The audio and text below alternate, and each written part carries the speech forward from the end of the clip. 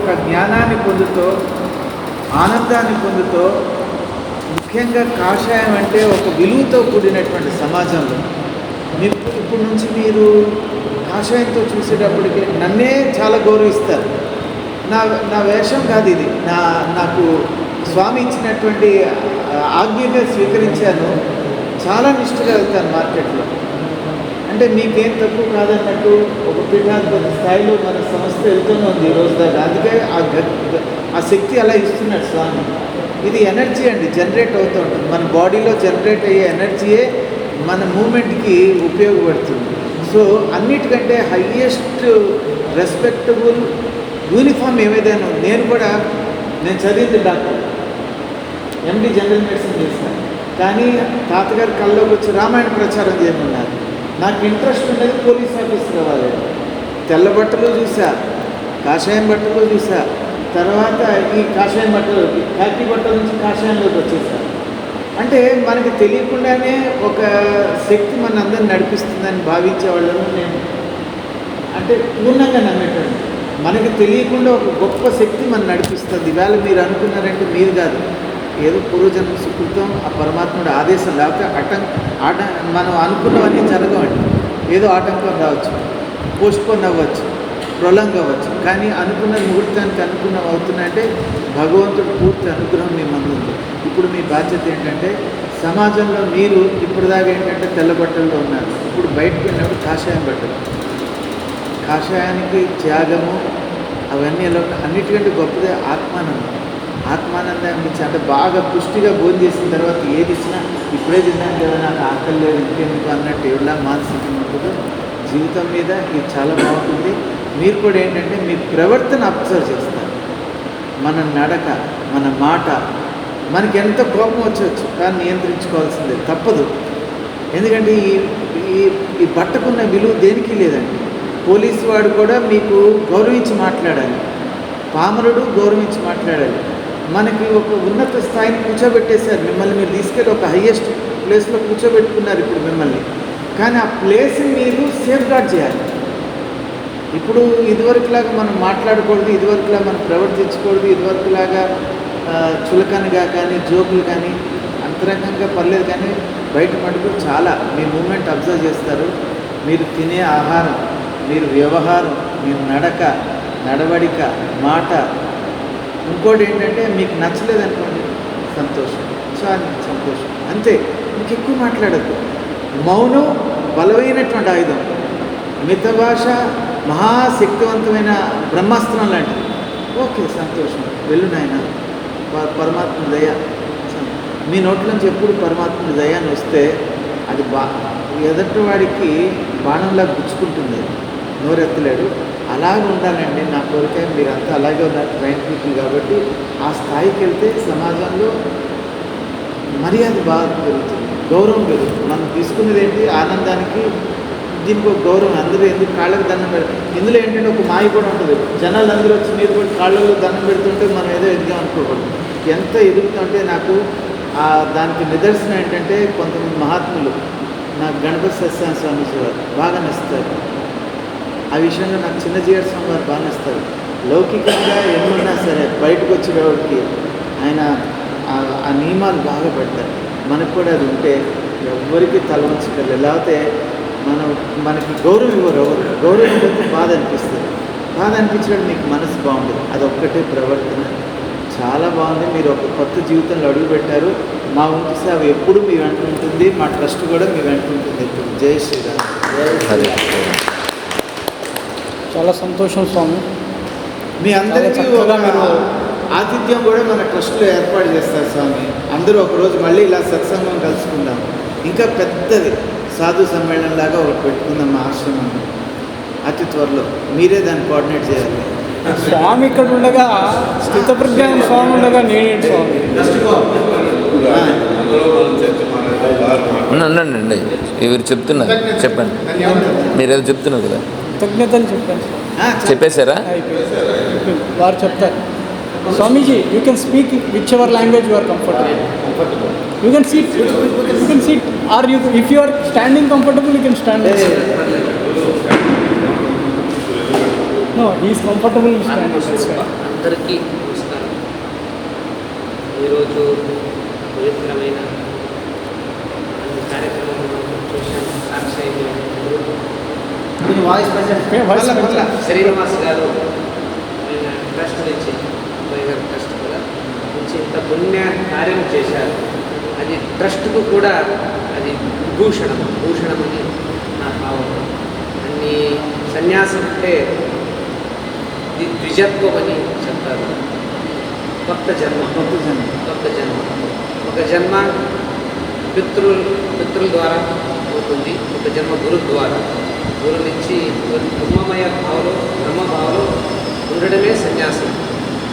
సదా తద్భావ భావిత శ్రీకృష్ణ పరమాత్మ అర్జునుడికి ఉపదేశం చేశారు కూడా. సదా తద్భావ బ్రహ్మభావం ఉంటుంది.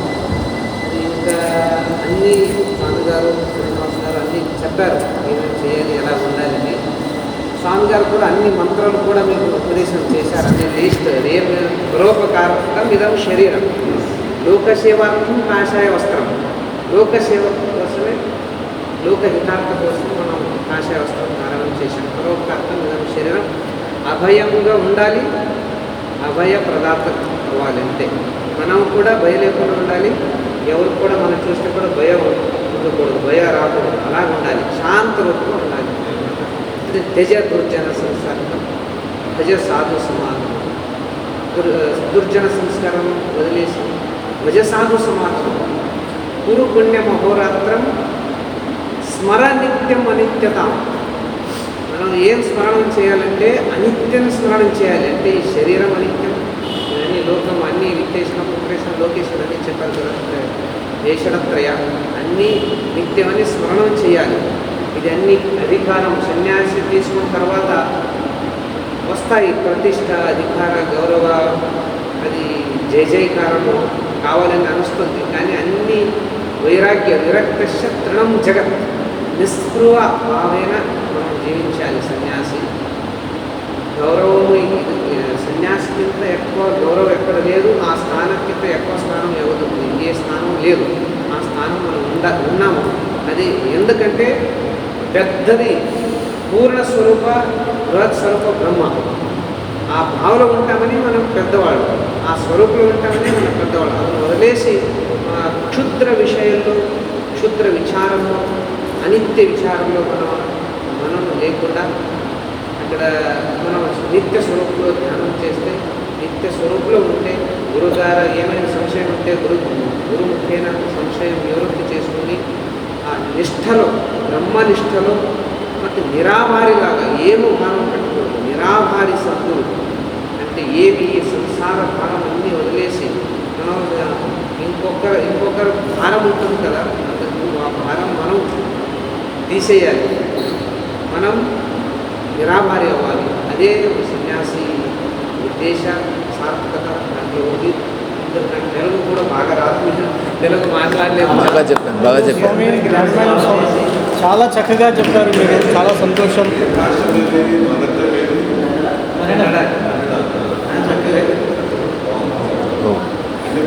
శంకరానంద స్వామిజీ, సారీ జ్ఞానమైన స్వామిజీ, మీరు చాలా చక్కగా తెలుగులో చాలా బాగా మాట్లాడారు.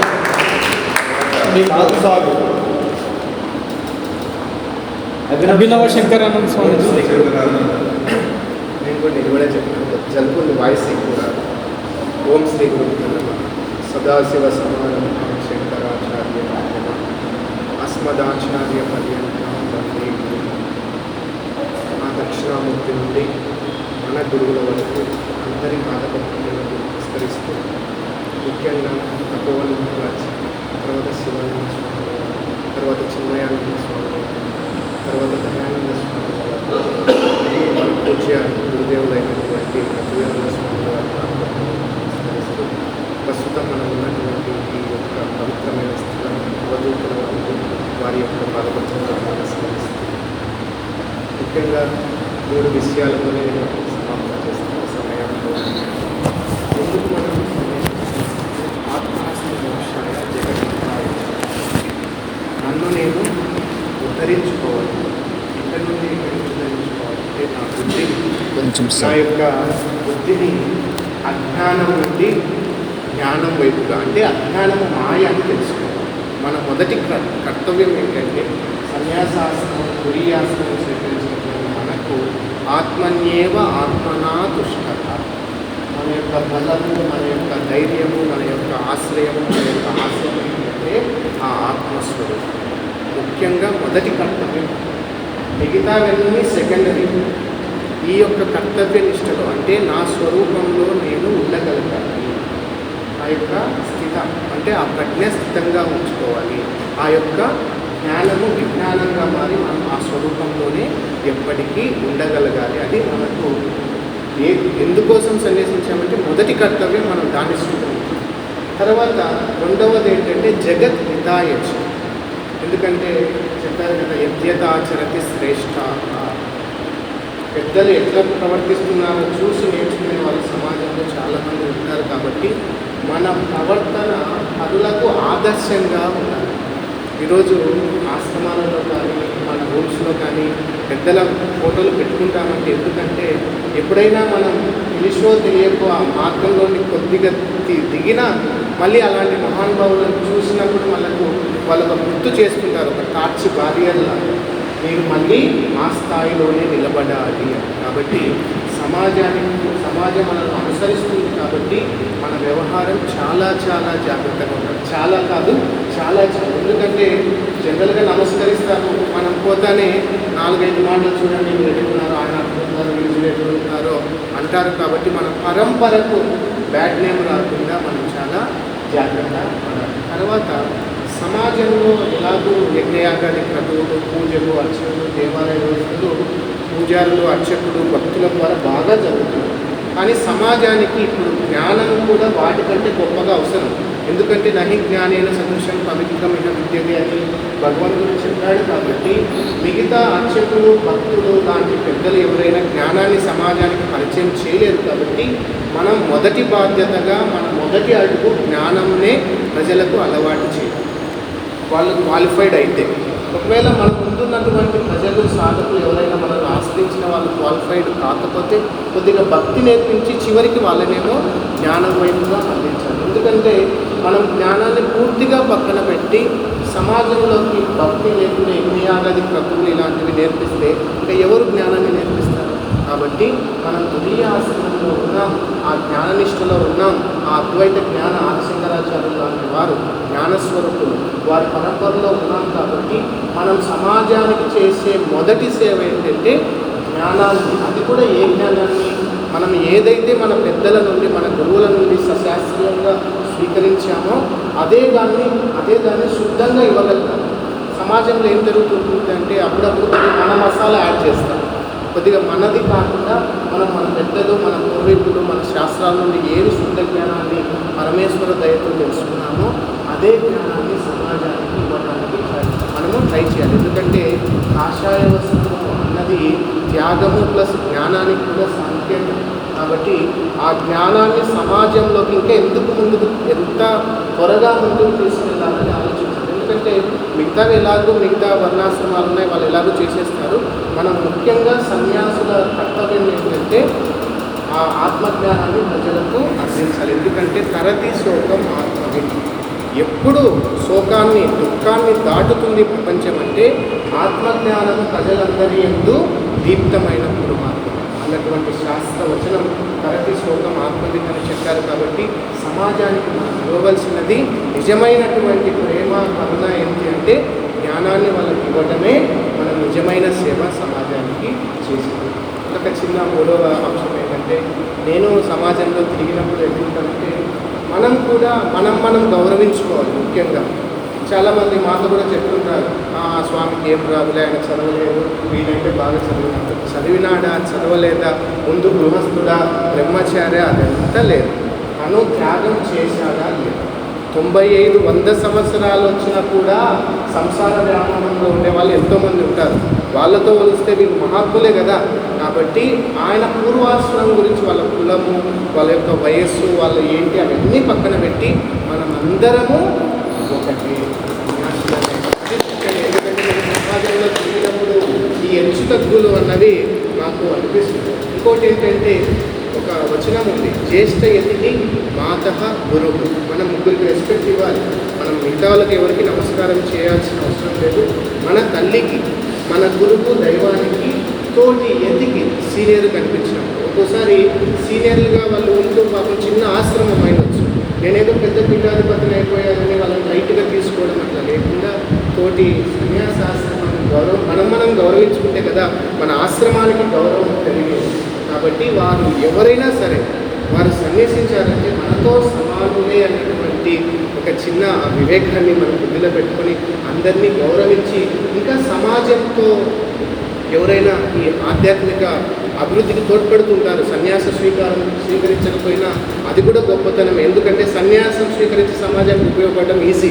గృహస్థం నుండి సమాజానికి ఉపయోగపడుతున్నారంటే అది కూడా చిన్న విషయం కాదు. కాబట్టి అలాంటి వాళ్ళని కూడా మనతో సమానంగా గుర్తించి వాళ్ళ గౌరవాన్ని కూడా మనము పెంచేలా మనం ప్రవర్తించాలి. తర్వాత చివరిది ఏంటంటే సమాజంలో మనం ఎట్లుంది అంటే మతాల మధ్య కానీ, పీఠాల మధ్య కానీ, పరంపరల మధ్య కానీ కొద్దిగా వ్యత్యాసాలు, వాళ్ళు ఎక్కువ వాళ్ళు తక్కువ అటువంటి హెచ్చు తక్కువలు కూడా లేకుండా మనం అందరం ఒకటే అని పదే గుర్తు తెచ్చుకొని, ముఖ్యంగా మనం వేసుకున్న కాషాయ వస్త్రాన్ని ఈరోజు మనం వేసుకోలేదు. ఎంతోమంది ఋషులు, శంకరాచార్యులు లాంటి మహానుభావులు ధరించారు. కాబట్టి దీని గౌరవం పెంచలేకపోయినా కనీసం ఆ ఉన్న గౌరవాన్ని మనం కాపాడాలి. ఎందుకంటే మనమేమో కాషాయం కట్టుకోవడానికి చాలా ఇష్టపడతాం, చాలా సంతోషంగా ఫీల్ అవుతుంటాం. కానీ దీని గౌరవం పెంచాలి. లేదంటే నేను పెంచలేను అంటే ఉన్న గౌరవాన్ని కాపాడుకోవాల్సిన బాధ్యత మనలో ఉంది. ఎందుకంటే మన నేషనల్ ఫ్లాగ్లో కూడా మనం పై స్థానంలోనే పెట్టారు. సమాజంలో మన హిందూ ధర్మంలో పై స్థానంలో పెట్టారు. రాజ్యాంగం కూడా మనకు త్యాగానికి పై స్థానమే ఇచ్చింది. కాబట్టి ఈ బట్టకు విలువ తగ్గించే ఏ పని మనం చేయాలి. అది మనకు నష్టం కానీ మనం ఎంతైనా ఇబ్బంది పడదాం. ఈ బట్ట విలువ మనం కాకుండా ఎవరు కాపాడుతారు. కాబట్టి ఈ బట్ట విలువ మనం పెంచి మన గురువులకు, మన పరంపరకు మనకు ఇంత అభివృద్ధిని, ఇంత భాగ్యాన్ని మనకు వాళ్ళు ఇచ్చినందుకు వాళ్ళ కీర్తిని, వాళ్ళ గౌరవాన్ని, గురువుల వ్యవస్థను, ముఖ్యంగా సమాజంలో గురువు అంటే ఒక స్థానం ఉంది. ఆ స్థానాన్ని మనం ప్రొటెక్ట్ చేసుకుంటూ ప్రమోట్ చేయాలి. ప్రొటెక్షన్ అండ్ ప్రమోషన్ ఈ రెండు చాలా అవసరం. గురువులను, శాస్త్రాన్ని, ధర్మాన్ని, దైవాన్ని ప్రొటెక్ట్ అండ్ ప్రమోట్, రక్షించి దాన్ని ప్రమోట్ చేయడానికి మనం అందరం కృషి చేయాలని, ఎటువంటి హెచ్చుతగ్గులు లేకుండా అందరము సమానమైన మనస్ఫూర్తిగా ప్రార్థిస్తున్నాను. అభినవ శంకరానంద గారికి చాలా ధన్యవాదాలు తెలుపుకుంటూ, వారు ఈ ప్రోగ్రాం స్టార్ట్ చేసే ముందు సదాశివ సమారంభం అని చెప్పారు.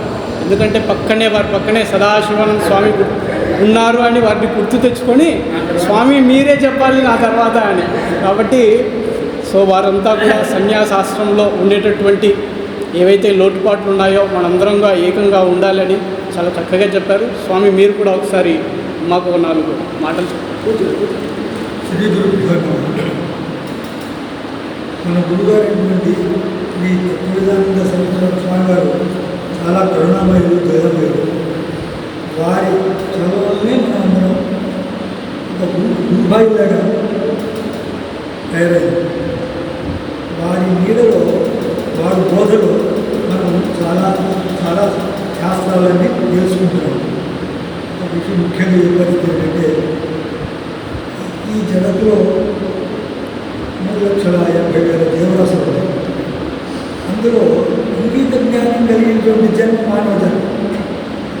ఈ జన్మ వస్తేనే చదువు, సంస్కారము అనేటువంటి మొదలైన అవకాశం ఉంటుంది. మనకి ఆ జన్మ వచ్చింది. చిన్న జనం గురించి మొదటి నుంచి గురువులు నేర్పారు. అట్లా ఎదుగుతూ ఎవరి జీవితంలో వారు సంసార జీవితంలో స్థిరపడ్డారు. సంసార సుఖాలు అనుభవించారు.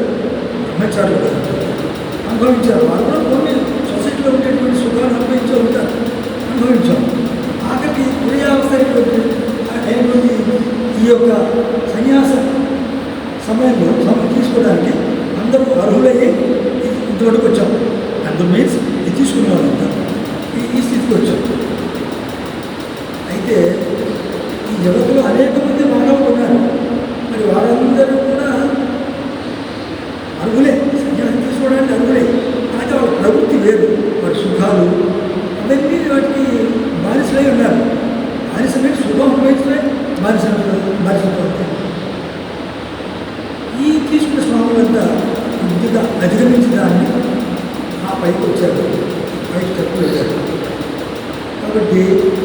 మనం ఈ యొక్క సన్యాస దీక్ష తీసుకున్న తర్వాత గురువుగారు చెప్పినట్లుగా ఆ 4 మహావాక్యాన్ని మననం చేసుకుంటూ వారు చెప్పినట్టుగా ఏ ప్రాణికి మనం మన ద్వారా వారికి అన్యాయం జరగడం, ప్రాణహాని జరగడం, భయం రావడం, ఇటువంటివన్నీ మనం తెలుసుకొని అలా ప్రవర్తించి పూర్తి సన్యాసం ఉందంతో స్నేహపూర్వకంగా పెద్దవారికి గౌరవిస్తూ, పెద్దవారే కాదు సన్యాసం స్వీకరించిన మహానుభావులు అందరికీ కూడా చిన్నవాడు అని ముందు వెంట అదేం లేదు. స్వీకారం చేసిన తర్వాత పరమాత్మ స్వరూపులే, అందరిలో పరమాత్మ ఉన్నారు. కానీ ఇది కొద్దిగా ఉచ్చస్థితికి వెళ్ళారు కాబట్టి మనందరినీ గౌరవించుకుంటూ మన జీవితం జాగ్రత్తగా గురువుగారి నీడలో గురువుగారు చెప్పిన బోధనలు మనం గ్రహించుకుంటూ ఎవరికి వారు ఉద్ధరేది ఆత్మానం అని అన్నట్టుగా పరమాత్మ చెప్పినట్టుగా మనం మన యొక్క ఔన్నత్యాన్ని ప్రపంచాన్ని చాటుకుంటూ మనం ఉద్ధరించుకుంటూ, అట్లాగే తల్లిదండ్రులు ఎవరైనా ఉంటే ఎవరికైనా వారిని మాత్రం వదిలిపెట్టకుండా వారిని గౌరవించుకుంటూ సమాజానికి మన వల్ల కనీసం పిసరంతైనా ఉపయోగం కలగాలి అలా భావించుకుంటూ, ఇటువంటి పెద్దలు ఉన్నారు, శ్రీనివాసరాయణ గారు ఉన్నారు, వారు సమాజ సేవ బాగా చేస్తుంటారు.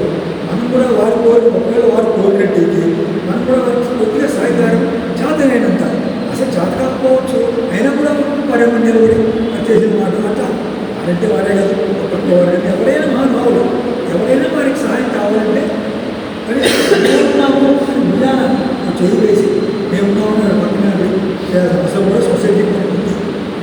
నాకు ఇంకా చాలా విషయాలు చెప్పిన వాళ్ళు పెద్దలంతా చెప్పారు. చాలా చాలా కృతజ్ఞతలు స్వామీజీ, మీరు చాలా చక్కగా మనం సమాజంలో ఎలా మెలగాలో చెప్పారు.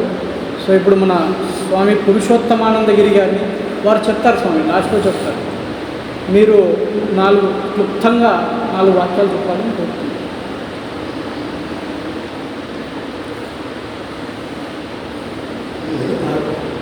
శ్రీకృష్ణ గీతలో అర్జునుడు ఏ విధంగా ప్రకటన చేస్తున్నాడు. తమ ఆదిదేవ పురుషం తమస్య పరం వేత్తాసివేద్యం పరం చ ధామ దయాహం సమోహ వాయుర్యమోహ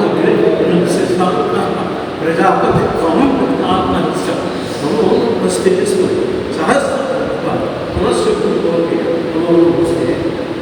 అది గీతలో ఒక చాలా కాన్ఫిడెన్స్ పుస్తకాలు తర్వాత గురువు దాని ఆశ్రయిస్తున్నాను. 3 విధానం చెప్తే చేస్తారు. మొదటి ఏంటంటే నా గురువు నా గురువు నా గురువు శివశాస్త్ర నా గురువు నా గురువు హరి శాస్త్ర 2 విధానం చెప్పారు. అందుకే బాబా అలా పిలిచి పరిస్థితులు ఏ రోజైతే అర్జునుడికి తత్వ దృష్టికి వచ్చిందో పరం గురించి తప్పించాం ప్రయత్నం ఎందుకు ఉంటాం ఏదో జ్ఞానం వచ్చింది. ఆ జ్ఞానంతో అందరూ బాగున్నాను శ్రీకృష్ణుడు గురువు అయ్యాడు. గురువు అయ్యాడు అంతవరకు కృష్ణుడు కానీ అలా అయ్యాడు. అలాగే మనకి దక్షిణాత్మకంగా ఈశ్వరుడు భారతీదేవాడు ఉంటే ఏమిటి స్వప్నంటే పురుషుడు వాళ్ళ జ్ఞానాన్ని సంపాదించడానికి ముక్తి కలగడానికి మార్గాలు చెప్పారు. మాకేమిటి అంటే ఆయన వెంటనే దక్షిణామూర్తి అయ్యి రాముడు తత్వం చెప్పి రామనామం చెప్పి ఆయన చెప్పారు. తర్వాత మనకి సన్యాసంగా నేను చెప్పినట్టే ఓంకార ప్రభుత్వం వేద ఓంకార ప్రభు స్వధ ఓంకార ప్రభు స్వర ఓంకార ప్రభు ఓంకార సత్య ఏకాక్షర బ్రహ్మత్వం ఏకాక్షర విష్ణుదేవ ఏకాక్షర శివతత్వం ఏకాక్షర ఓంకారం తెప్పించి మనకి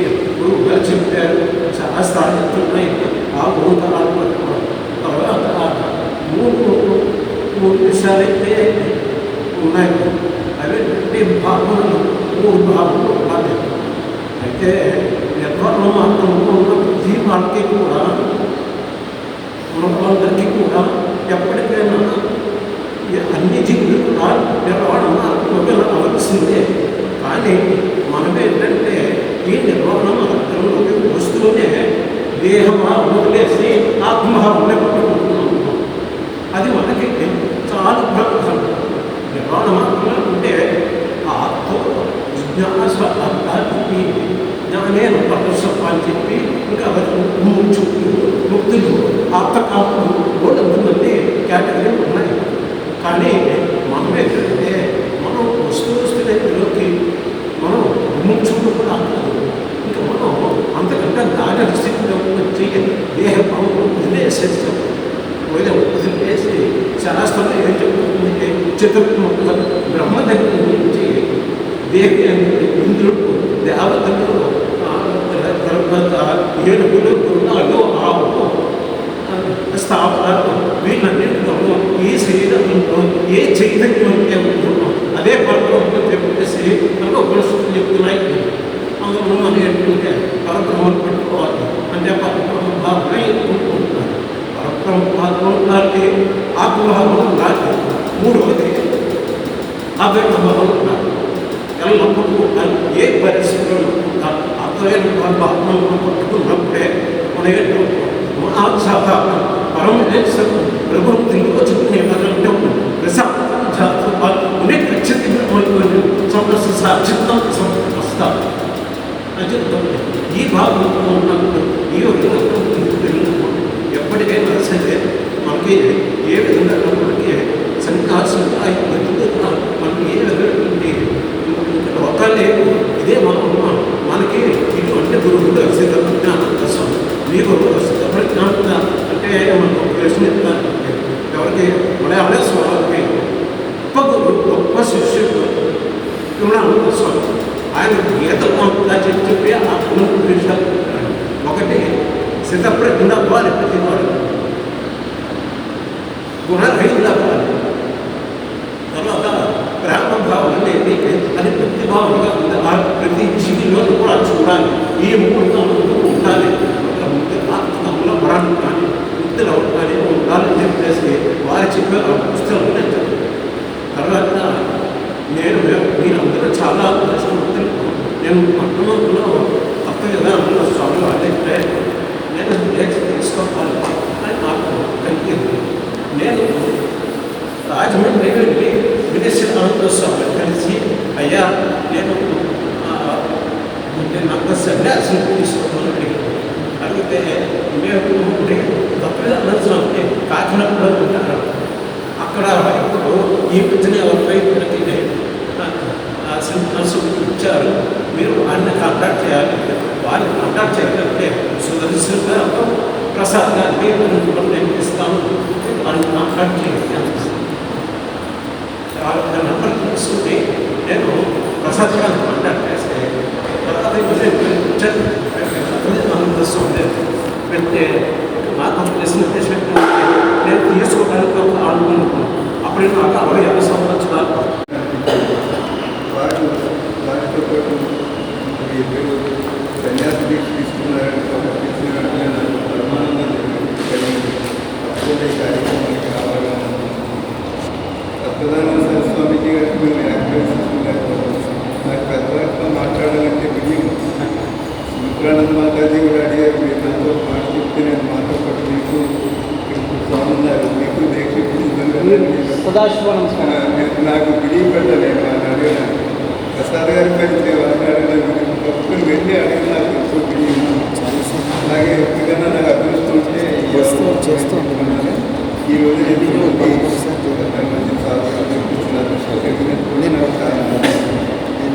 నాకు ఒకటే ఉంటుంది అనుకుంటున్నాను. నాకు ఒక దేవ వచ్చింది.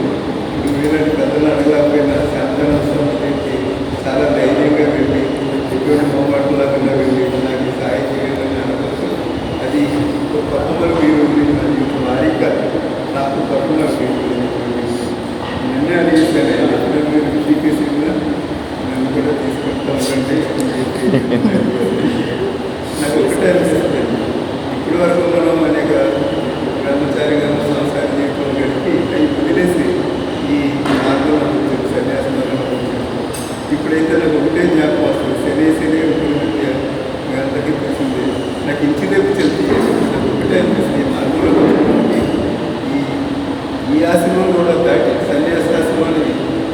సంసారాన్ని దాటి ఆ సినిమాకి ఎలా వచ్చింది, ఈ ఆ సినిమాని కూడా దాటి పురి స్థితికి చేరుకోవాలి, భగవత్ స్వరూపాన్ని మనం అనుభూతి చెందాలి. అందుకని ఒకే మార్గం నాకు ఇచ్చింది చేస్తుంది, వేరే ఏమీ ఆలోచించకుండా ఒకే ఒక భావన ఉండాలని చెప్పి నాకు అనుకుంటాను. అదే వరకు మీకు చాలా అదే ఒకే భావన ఇది కూడా చిన్మయోగం సచిదానంద స్వరూపం అదే భావన ఉంటే ప్రపంచం చక్కబడుతుంది, మనం చక్కబడుతుంది. మనం ఉద్ధరించడానికి మనలో పరమాత్మ అనుభవిస్తారు. ఆ పరమాత్మనే మనం కూడా కోరుకోవాలి. మనం అనుభవించి మాతో పాటు ప్రపంచం కూడా ఉద్ధరించే ఒక భావన తప్ప నాకు ఇచ్చి చెప్పి వేరే భావన ఏమీ లేకుండా ఉంటే అంత చక్కబడుతుంది అని నా ఉద్దేశం. నాకు ఈ జన్మ కలిగించినందుకు చాలా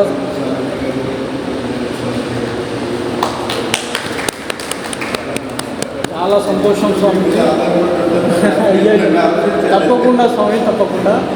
చాలా సంతోషం. మీరు ఆ తురియే యొక్క స్థితిలో ఎలా దాన్ని తప్ప నాకు కించిదపి చింత అయ్యేదని చెప్పారు. చాలా చక్కగా చెప్పారు స్వామి లక్ష్మణానంద స్వామీజీ. మీరు 4 మాటలు ఉన్నారు తర్వాత చెప్తారు. మీరు ముందు చెప్పండి. మీరు చెప్పే మీరు ఫస్ట్ మీరు హెల్ప్ చేస్తే స్వామీజీ ఫస్ట్ మీరు హెల్ప్ చేస్తే మేము అందరికీ నమస్కారం. నేను చిన్న అపరాధం చేశాను. ఇక్కడ సభా సామ్రాట్ మహాప్రజ్ఞానం ఆయన ప్రజ్ఞానం ఆపి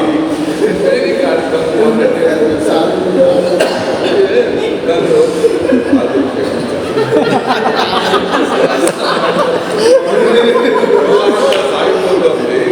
ఆ ప్రవాహం కొంచెం మనం మర్చిపోకపోతే ఎంత తెలవదు. ఎందుకంటే అది అనంత అనంతమైన ప్రజ్ఞానం స్వామిజీ.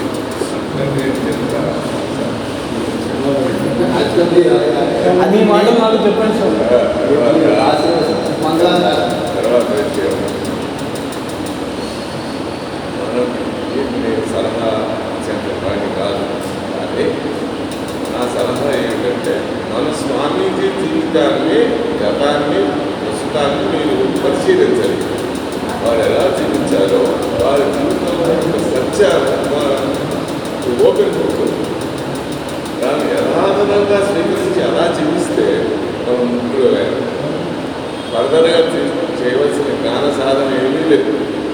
దాన్ని యాజిటీగా తీసుకోవాలి. నేను చూసినందులో వారి రక్షణ అవసరం లేదే జేబులో పెట్టుకోండి.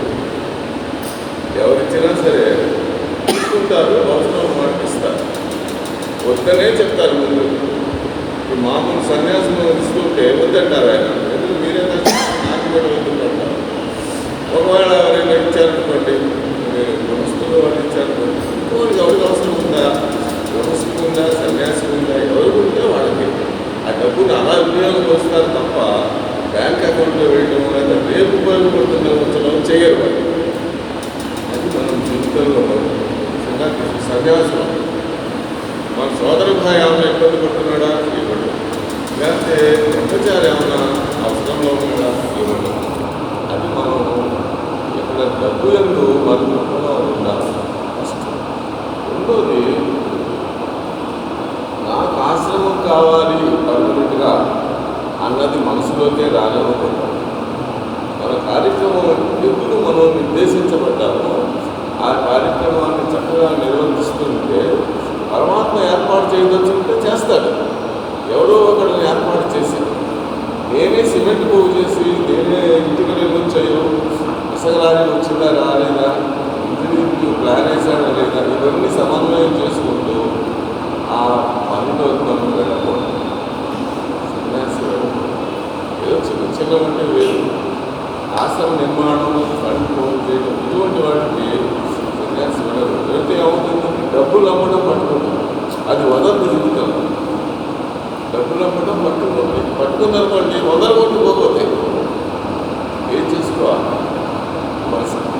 చూస్తున్న సమాజంలో సాధనలు వేషం వేసుకుని 100 కోట్ల అధిపతులు, వయసు అయిపోయింది. ఏం చేయాలి? డబ్బంతా ఎవరికి ఇవ్వాలన్నా మనసు అవ్వాలి. అప్పుడు సన్యాసం యొక్క పర్పస్ డిఫిట్ అయిపోతుంది. పర్పస్ మనం ఈ ఆశ్రమాన్ని ఇంకొకటి రెండు అప్పచెప్పడం మనకు అక్కర్లా, మన పరంపర కొనసాగక్కర్లా, మొత్తం ముగిటివే. అంటే మన గురువు గారి జీవితాన్ని బట్టి నేను చెప్తున్నాను, మనం సమాజంలో మనం కంకణం కట్టుకోవాలి. సమాజం ఏం చెప్పారు, ఏదైనా పని చేయదలుచుకుంటూ ఏదైనా ఉపయోగపడి చేయండి, లేకపోతే వీటిలో మీరు కూర్చొని ధ్యానాలు చేయండి, జపం చేసుకోవాలి. చాలా ఇంపార్టెంట్. లేకపోతే ఏమవుతుందంటే దీంట్లో డైరెక్ట్ అయిపోయి పర్పస్ పెట్టిపోయి మనం ఇంకా వేరే వైపు వెళ్తాం. వీటిని ఇస్తూ ఉంటే మన సాధన అంతకంటే చాలా సింపుల్, మీకు తెలవలేం కాదు. దాన్ని అంత మార్పులు వాళ్ళు అనేక విషయాలు చక్కగా చెప్తారు. అవన్నీ చేయకుండా మీరు ఆ సాధనని పొద్దున్నే లేకపోతే చేసే చెప్తున్నారు.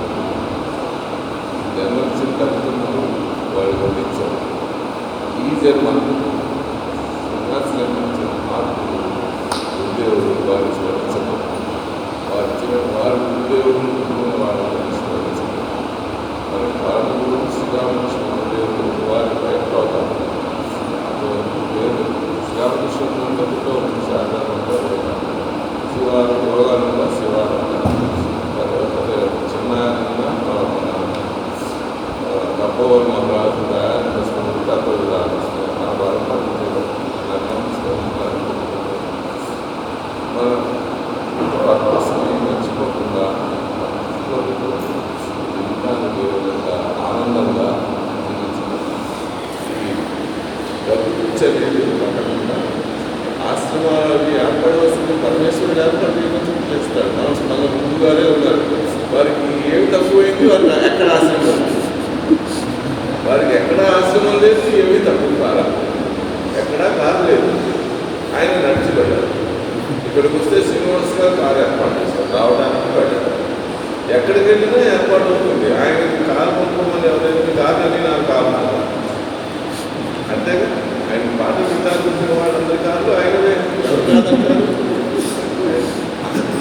ఆ విశ్వాసంతో మనం సన్యాసి కూడా అడుగు పెట్టాం. ఆ విశ్వాసాన్ని చదవగలుగుతాం. ఎట్టి పరిస్థితుల్లో ఆ విశ్వాసాన్ని నిలబెట్టుకొని స్వయం కృషిగా ఆశ్రమాలని ఆలోచించండి. నాకు అంత సర్వీస్ లేదు, నేను అంత పీరియడ్ కాదు, మీద ఆలోచించి బంధువులు ఎదుర్కోకుండా చూస్తాను. చాలా చక్కగా చెప్పారు స్వామి. శ్రీరామకృష్ణుడు వారు చెప్పినట్టు వారి దివ్య బోధ కామి కాంచన రెండింటినీ వదిలేయాలని సింపుల్గా ఒక మాటలో చెప్పేస్తారు. సో ఇప్పుడు మాధవ్ దాస్ గారు, స్వామి మీరు ఒక వైరాగ్య పద్యం చెప్పండి స్వామి. వైరాగ్య పద్యం చెప్పండి స్వామి. మీరు బాగా పాడగలరు, మీరు ఒక పద్యం చెప్పండి వైరాగ్యపరంగా.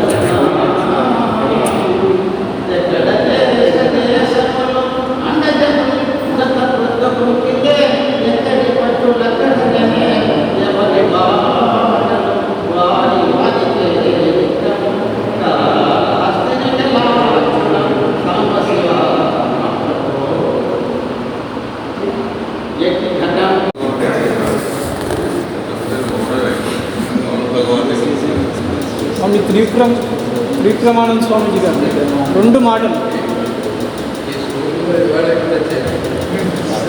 స్కూల్లో ఎందుకు చేరాలో చెప్పాలి కదా స్వామి, స్కూల్లో ఎందుకు చేరాలో చెప్పండి.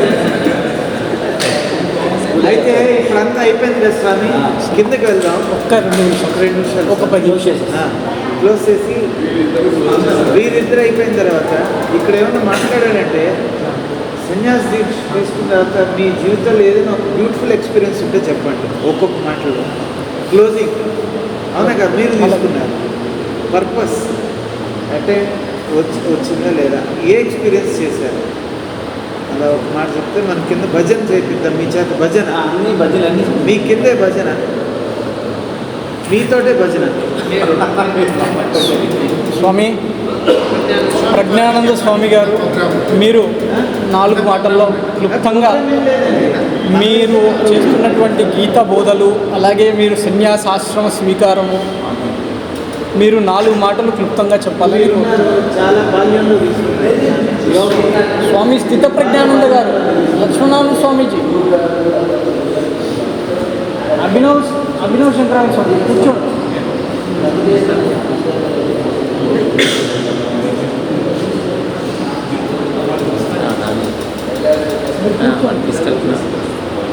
లక్ష్మణానంద స్వామీజీ, మీరు కాసేపు ఒక 5 నిమిషాలు కూర్చోండి, వెళ్దాం. స్థిత ప్రజ్ఞానందజీ. సూక్ష్మం అనంతం అవుతుంది అది, నా అంతం అనంతం. స్టార్ట్ చేయండి సార్. పూజ్య మహాత్ముల వారి యొక్క దివ్య చరణార విందములకు ప్రణమిలుతూ, నేను సన్యాస జీవితం గడపాలనేటువంటిది నేను చాలా దృఢంగా నిశ్చయం చేసుకున్నాను. అందువలనే స్వామివారిని ఆశ్రయించినాను. నేను మహర్షి సద్గురు మలయాళ స్వాముల వారిని ఆదర్శంగా తీసుకుంటాను.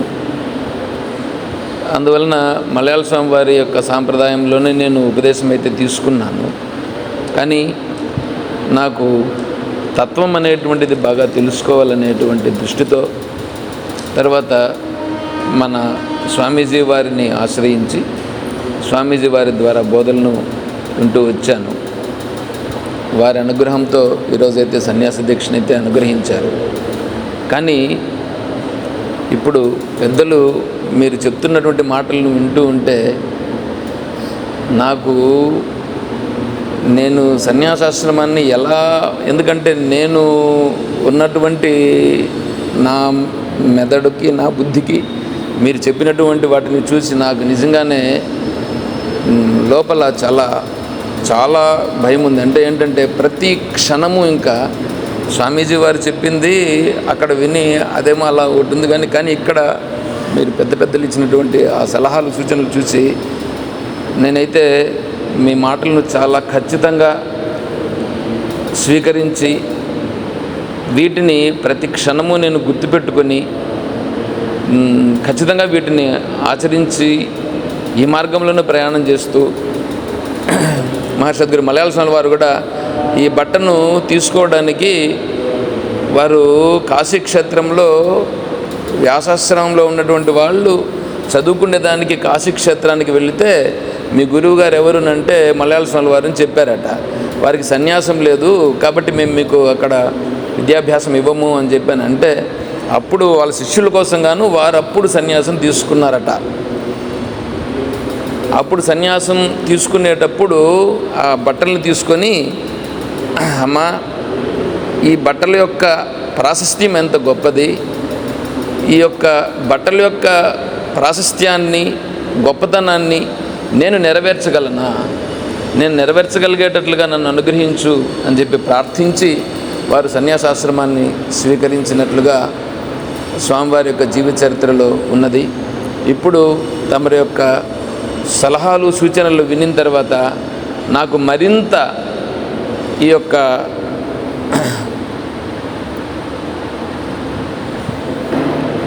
బట్టల యొక్క ప్రభావం తెలిసొచ్చింది. ఇలా ఉండగలిగేటట్లుగా నన్ను మీరందరూ అనుగ్రహించాలని మిమ్మల్ని అందరినీ వేడుకుంటున్నాను. హరి ఓం, హరి ఓం, హరి. స్వామి మీరు 2 మాటలు చెప్తారా? ఒక మాట చెప్పండి స్వామి.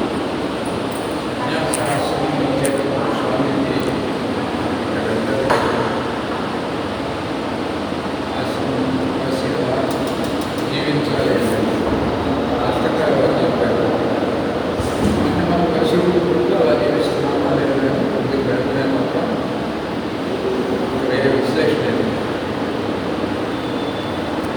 సరే స్వామి, మొదటిగా ఈ సన్యాస ఆశ్రమం శ్రీకారము స్వామీజీ గారు అమెరికా వెళ్ళే ముందు మన త్రివిక్రమానంద స్వామి గారికి ఇస్తానని నిశ్చయం చేశారు. అమెరికా వెళ్ళొచ్చాక స్వామి, వెళ్ళక ముందే ఫిబ్రవరి 1వ తారీఖున నేను మీకు సన్యాసం ఇస్తున్నాను అన్నారు. వారి పక్కనే నేను కూర్చోన్నాను. నాతో ముందు ఏమో మాట్లాడారు కానీ నాకు సన్యాసం అని ఆ ప్రస్తావన ఫిబ్రవరి 1వ తారీఖు అని రాలేదు. సో వారికి ఒక్కరికే సన్యాసం ఉంది. తర్వాత మన ప్రజ్ఞానంద స్వామి గారు వారికి ఫిక్స్ చేశారు, వారిద్దరికి ఫిక్స్ చేశారు, నాకు ఫిక్స్ చేశారు. ఫిక్స్ చేసి వారి సన్యాసం ఇక్కడ, మా ఇద్దరు సన్యాసం ఋషికేశ్లో అన్నట్టు చెప్పారు. కానీ మళ్ళీ స్వామీజీ ఏం చేశారంటే అందరికీ ముగ్గురికి ఒకేసారి ఇచ్చేస్తే అయిపోతుందని చెప్పి అరేంజ్ చేశారు. అయితే వెన్యూ కాల్సి వచ్చింది, సన్యాసం ఎక్కడ ఇవ్వాలి. దాని ఫస్ట్ అదేంటి స్వామీజీ చెప్పింది కోటపల్లికి వెళ్ళాలి. కోటపల్లిలో అనుకున్నారు, అక్కడ సర్వీస్ అపార్ట్మెంట్ తీసుకొని అక్కడ చేద్దాము అన్నారు. లేదు స్వామి, కోటపల్లి ఎందుకు, మన ఇక్కడ తెలిసిన ఒక ఆర్గనైజేషన్ ఉంది, ఆ ఆర్గనైజేషన్లో జరుపుతున్నాము అని అన్నారు. సరే ఆ ఆర్గనైజేషన్కి జరుపుతున్నాము అని కాస్త ఆర్గనైజేషన్ ముందుకు వచ్చింది లాస్ట్లో హ్యాండ్ ఇచ్చారు ఆ ఆర్గనైజేషన్ వాళ్ళు. అప్పుడు నేను ఏం చేశానంటే మన స్థిత ప్రజ్ఞానం దగ్గర కాంటాక్ట్ అయ్యాను.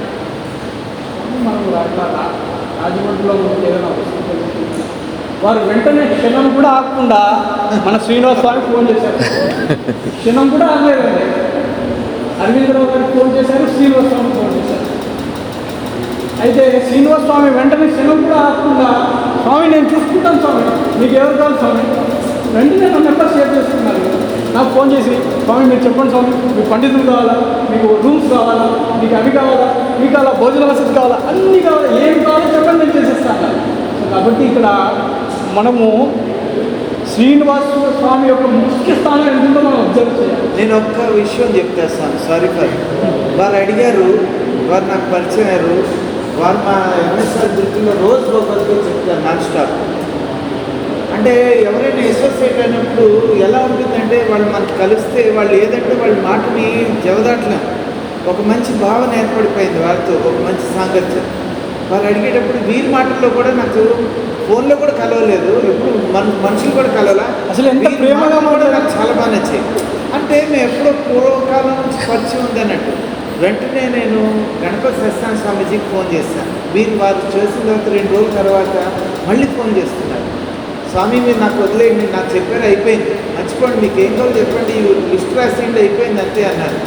ఎందుకంటే నాకు ఒక నమ్మకం, నేను బాధ్యత తీసుకుంటే అది ఇంకా వెళ్ళిపోవాల్సిందే, ఇంక వేరే ఆలోచన ఉండదండి.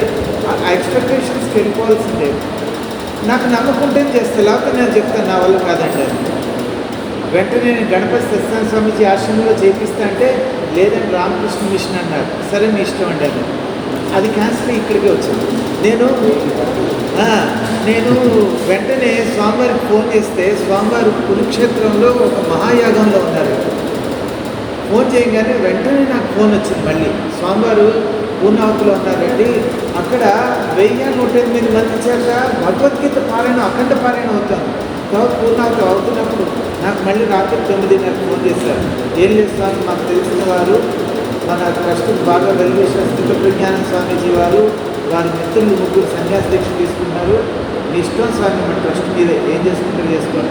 ఎక్కడ రాజమండ్రి అన్నారా, నేను అన్నాను. నేను రాజమండ్రికి వీళ్ళకి ఫోన్ చేసిన తర్వాత నేను వాళ్ళకి కూడా ఫోన్ చేసి స్వామి వీళ్ళు అంతా యతీశ్వర్లు వస్తున్నారు, సన్యాస దీక్ష తీసుకుంటున్నారు, మన పీఠం తరపున వాళ్ళ దగ్గర ఏం ఛార్జ్ చేయదు, రూములకు కానీ ఫుడ్కి కానీ ఏది కావాలంటే వెంటనే వీరు కూడా మనం ఏం తీసుకోవట్లేదండి అన్నారు. అది నాకు బాగా అనిపించింది అనుకున్న వెంటనే. లేకపోతే స్వామి దీనికి రూమ్లకి 3,500 అంటే కట్టేయండి, 10 రూములు 35,000, వాటర్కి ఎంత, ఫుడ్కి ఎంత, ఇవి అలా కాదు. మనం మంచి పని చేసినప్పుడు నా ఆలోచన, వారి మాట, నా ఆలోచన భగవంతుడి నిర్ణయం, మీరు అదృష్టం.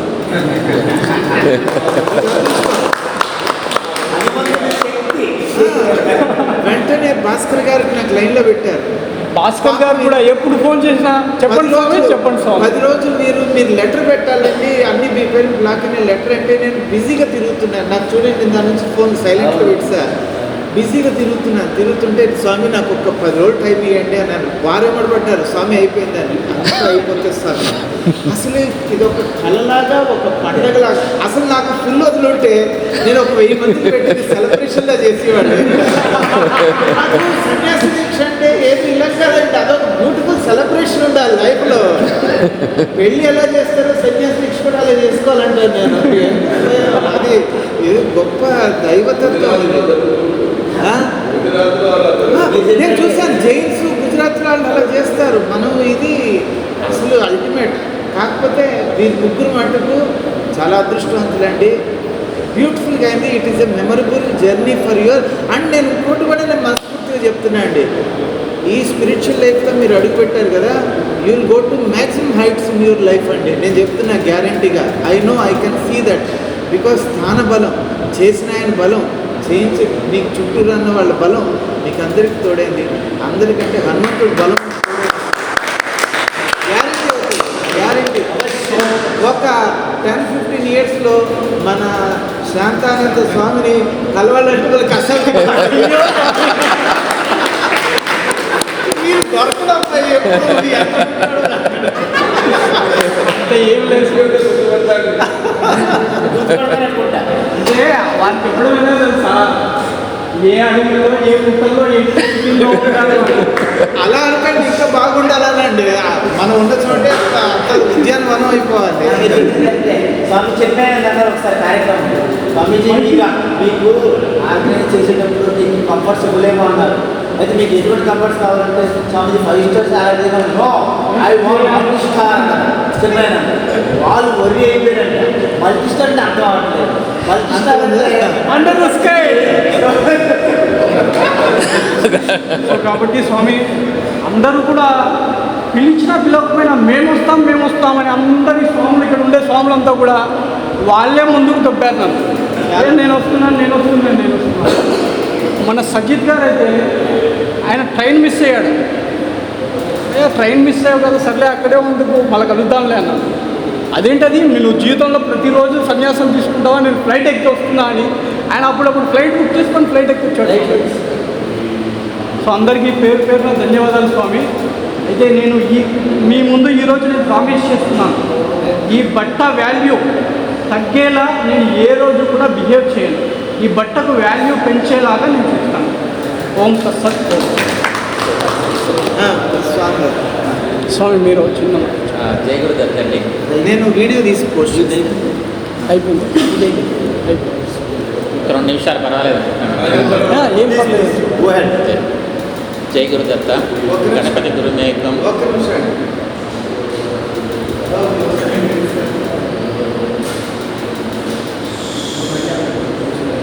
అందరు రావాలి, స్వామివారికి పంపిస్తే will feel very happy. Ganapati గురుమేకం సచ్చిదానంద రూపం విబుధ నివసేయం యోగ మార్గాధిరూఢం శరణమపగితానాం ఆర్తి సంక్రాంతివృక్షం మమ హృదయ నివాసం భక్తి నమో నమామి. శ్రీ శ్రీ శ్రీ శ్రీ గణపతి సచ్చిదానంద గురుభ్యో నమః. సత్సంగస్త్వే నిస్సంగత్వం, నిస్సంగత్వే నిర్మోహత్వం, నిర్మోహత్వే నిశ్చలతత్వం, నిశ్చలతత్వే జీవనం. ఈరోజు నాకు ఎంతో ధన్యమైందని నేను పర్సనల్గా ఫీల్ అవుతున్నాను. మీ అందరి ఇంతమంది సంతోషాల మధ్య నాకు ఈ అవకాశం, ఈ సేవ చేసేందుకు అదృష్టం కలిగినట్టు మా గణపతి సత్యనారాయణ స్వామీజీకి శిరసా నమస్కరిస్తూ, మీరందరికీ ఆతిథ్యం ఇచ్చినటువంటి స్వామీజీ గారికి ధన్యవాదాలు తెలుపుకుంటూ, ముఖ్యంగా ఈ విషయంలో ఈ విషయం నాకు తెలియని విషయం సబ్జెక్ట్ అండి. ఇది సడన్గా ఏం చెప్పినట్టు కురుక్షేత్రం నుంచి రాజుగారు ఫోన్ చేశారు, ఇలా స్వామీజీ గారు అర్జెంటుగా మిమ్మల్ని చెప్పారండి మెసేజ్. మా ఫోన్లు వస్తూ ఉంటాయండి, మాకు ఈ రూములు కావాలి, ఈ పెళ్ళిళ్ళకి కావాలి, వీటికి కావాలంటూ ఉంటారు. సరే చేసేస్తూ ఉంటాం. ఈ విషయం చెప్పేటప్పుడు నాకు కొంచెం గొప్పలు పడుతుంది. సన్యాస దీక్ష అనేటప్పుడు ఏమిటో అసలు నాకు తెలియని వ్యవహారం, కొత్త సబ్జెక్టు. ఎవరండి చేసేదంటే ఇలా ఎంఎస్ రామారావు గారు మనవరండి, మీకు తెలిసే ఉంటుంది, శ్రీనివాస్ గారు అని చెప్పారు. అది బాలస్వామిజీ గారు కూడా చెప్పారు, మనకి అన్నీ బ్లాక్ చేసేయండి, మనం అన్నీ కూడా అని చెప్పారు. ఇమీడియట్గా రాత్రి 9:30, 10 అయింది. ఇమీడియట్గా మా వాళ్ళకి ఫోన్ చేసి, అయ్యా అసలు ముందు పొరపాటు మనం బుక్ చేసేసామా ఇప్పుడు వాళ్ళకి అని చెప్పేసి గబగబా ఫోన్ చేస్తే ఆయన వచ్చి ఆ రూములు చూసుకుని ఉన్నాయని మనకి అదృష్టం, డైరెక్ట్గా వచ్చేది 2 బ్లాక్లు చేసేద్దామని చెప్పారు. అని చెప్పిన వెంటనే రాసేసామండి.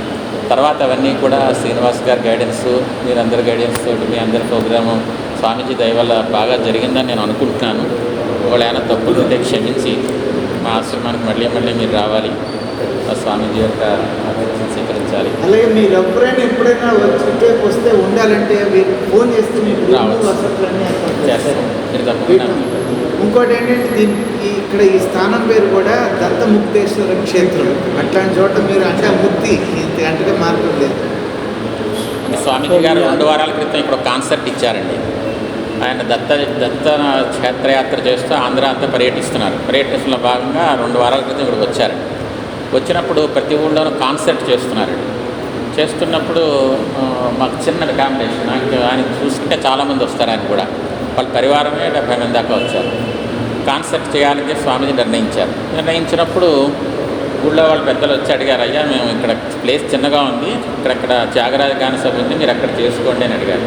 స్వామీజీ నో, నేను అక్కడ చేయను, ఈ దత్తక్షేత్రంలోనే ఇక్కడే ఇరుక్కునే కూర్చొని చేస్తాం, ఈ క్షేత్ర మహిమ అటువంటిది అని చెప్పేటప్పుడు ఈ ప్లేస్ గురించి చెప్పి ఇక్కడే ఇరుక్కుని మేము 1st ఫ్లోర్ 2nd ఫ్లోర్లో స్వామీజీ కాన్సెప్ట్ చేశారు. అది జరిగి 2 వారాలు అయింది. అయిన వెంటనే మీరంతా వచ్చి సాధించడం జరిగింది. మీ అందరికీ ఆయన తప్పుంటే క్షమించి మీరు చాలా గొప్ప ఆతిథ్యాన్ని మా అందరికీ ఇచ్చారండి, మీకు చాలా ధన్యవాదాలు. స్వామీజీకి అన్నీ మా స్వామీజీకి వారి ఒక సంవత్సరం కాలం పూర్తయ్యాక మళ్ళీ కలుసుకుంటాం అందరం ఇక్కడ. అంతే కదండి. జై గురుదేవ్. జై గురు. వాసుదేవ్.